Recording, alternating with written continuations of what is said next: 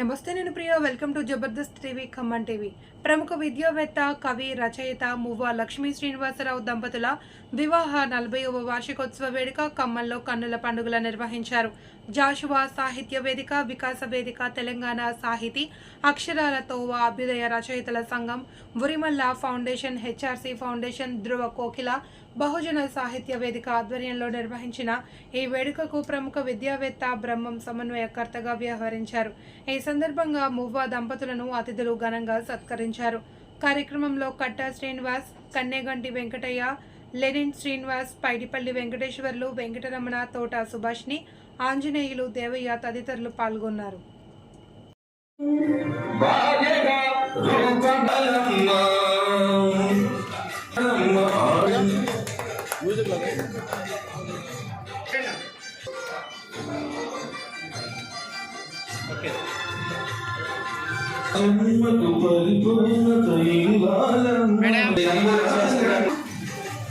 చూడండి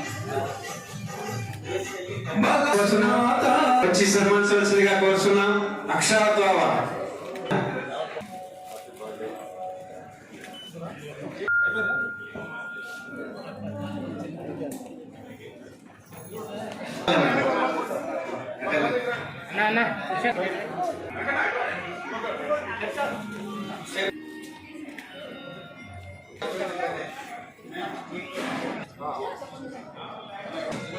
గారు, పత్తూరు గారు, ఎస్ఎల్ నాగమోహన్ గారు,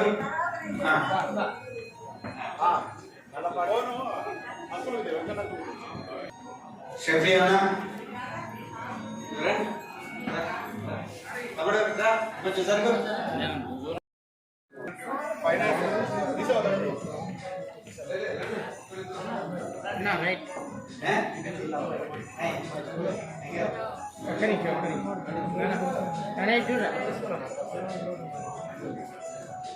ఎవరు శిఖరా ఇటు సార్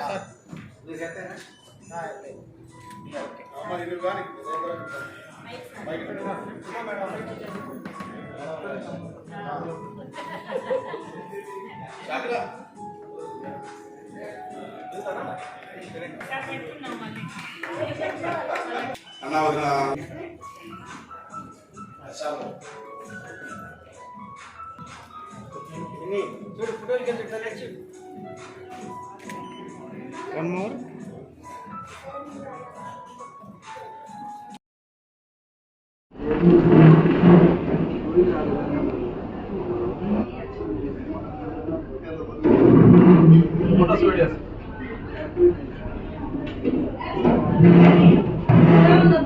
ఓకే.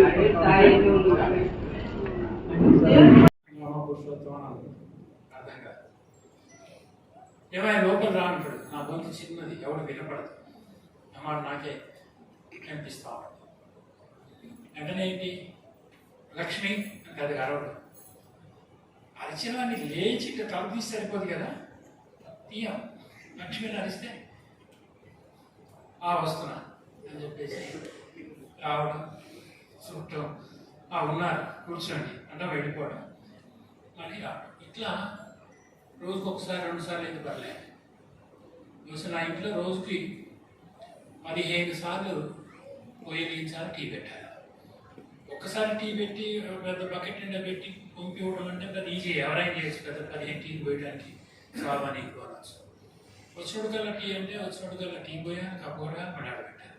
ఇట్లా దాదాపు రోజుకి 15 సార్లు, 1 కదా 2 కదా. ఇప్పటికీ ఆమె హింస భరిస్తే ఉంది, కాస్త ఇష్టంగా భరిస్తుంది. ఒకటి తేడా.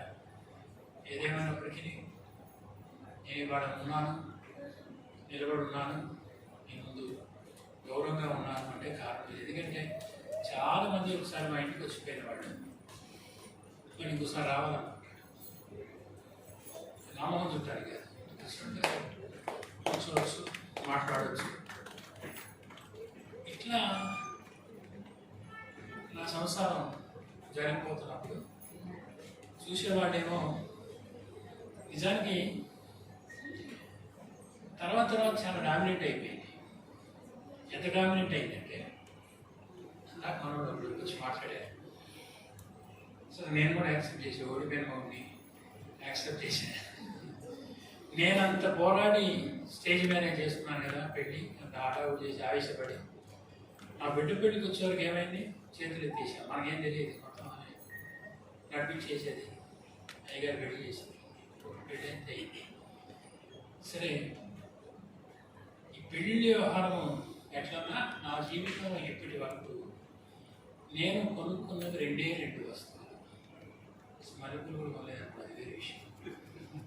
ఒక వస్తువు ఎవడంటే ఎవరికైనా అద్దెకల్లి వస్తుందంటే వాడి పార్టీ ఇవ్వాలంటే ఏ మందు బాటిల్ కావాలా, మన సెలక్షన్.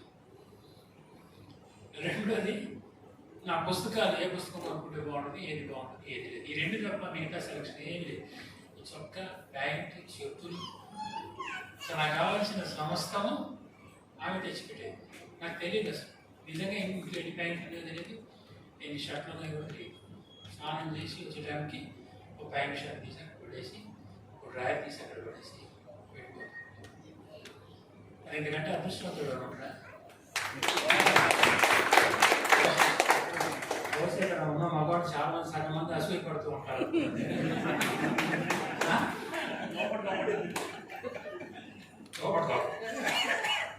కొన్ని ఘర్షణ లేవా మా మధ్య? డెఫినెట్గా ఉంటాయి. ఏమో మా మధ్య ఘర్షణ లేదు, అంతా ఒకటి ఏమో ప్రేమగా ఉన్నాం, కారిపోయామంటే తప్పదు. ఖచ్చితంగా విసుకొస్తుంది, కోపం వస్తుంది. ఆమె కోపం వచ్చినప్పుడు నేను ఉంటాను, నాకు కోపం వచ్చినప్పుడు ఆమె ఉంటుంది. ఇలా నడిచిపోతా ఉన్న సందర్భం. పెళ్ళి at the rate 40 ఉంది. బహుశా ఇందాక సుభాష్ని వచ్చాడు, నా వయసు కదా. అవునమ్మా, నీ వయసే. డెఫినెట్గా మా పిల్లలు కూడా వెళ్ళి 17-12 అయిన సందర్భం ఉంది. నా మనవడికే 12 13 వయసు ఉంది. అందుకని చూసేంత చిన్నవాడిని ఇంకా వెంటనే రన్ చేసుకున్నాను, కష్టం కూడా లేదు. ఇంకా మా నాన్నగారిని చూసినట్లయితే మీరు ఇంకా ఆశ్చర్యపోతారు. ఆయన 85 yearsలో కూడా ఒక్క వెంట్రుక ఓడలేదు, 10-20% నడిచేయండి.